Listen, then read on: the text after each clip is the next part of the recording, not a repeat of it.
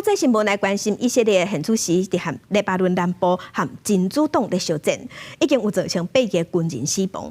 外界是认为讲，以色列总理纳坦雅胡捌讲过，讲要互伊朗付出代价，有可能会攻击伊朗的核能设施。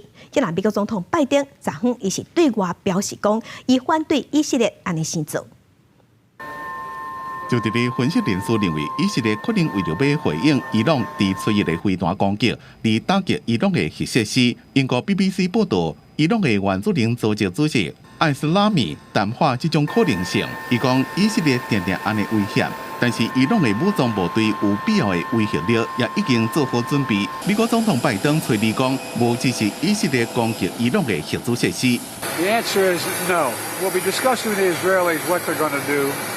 But all 7 of us agree that they have a right to respond, but they should respond in proportion.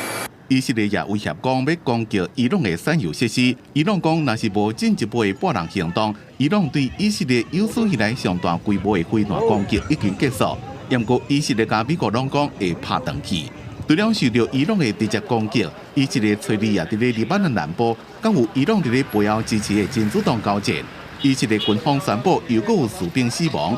迄当阵为着要打击黎巴嫩真主党，派部队跨过国界，士兵伫战斗时阵为国牺牲。אנחנו בעיצומה של מלחמה קשה נגד ציר הרשע של איראן שמבקש להשמיד אותנו. 真主党讲是以色列部队渗透进入黎巴嫩南部一座村庄，才会发生战斗，并且被逼退。